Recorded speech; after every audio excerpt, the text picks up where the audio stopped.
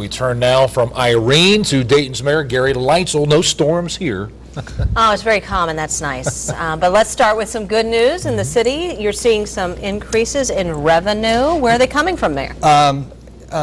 Profits on businesses, most of it. We've also had some increases in some fees and collections and things because we've increased our efforts to collect on some fees and things.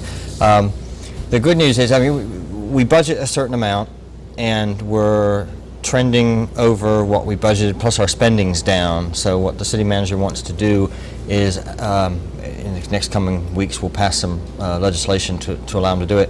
He wants to take about $1 million and set it aside so we can put it into demolishing burnt out structures.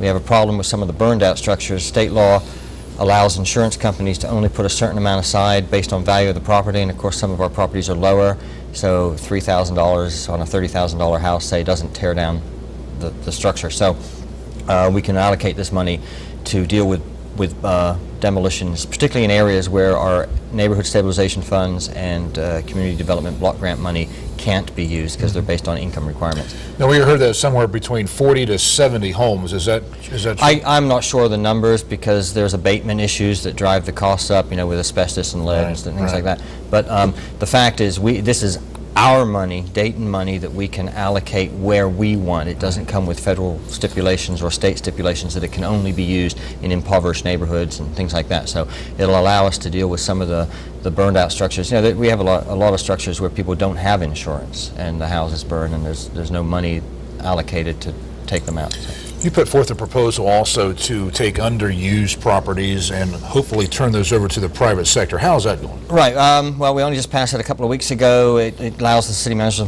some flexibility on selling these properties. There were 14 underused or not used city-owned properties that we're putting up on the market. I think there have been about 12 inquiries, you know, people interested in some of them, and we'll do due diligence and make sure that they go to the best end use. Some of them have deed restrictions too. They can only be used for public use or something, so they may have to go to a non-profit.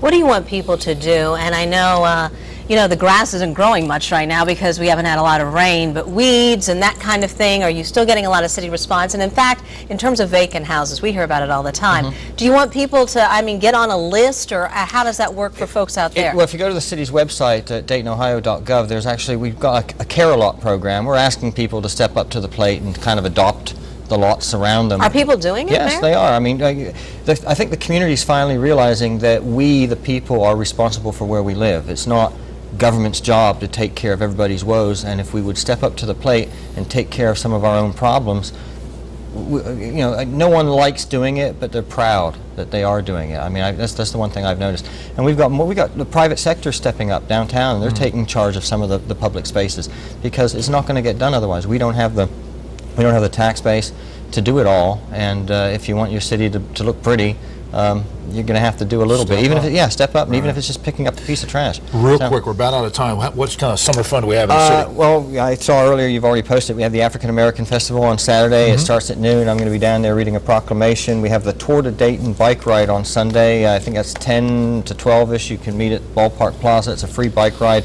It's a tour of some of the neighborhoods of Dayton. It was put on by our Neighborhood Leadership Institute Alumni Association, and on September 4th we have the Reggae Festival. All right, Mayor, we're going to miss you next month because you're going to be on holiday, but we'll see you in a couple months, and until then, enjoy your Labor Day weekend, right, thank you. And so on. Thank you, Mayor, for being with us this morning. Yes, thank you, And Mayor. downtown's still the safest neighborhood. There you go. Time now 6:41.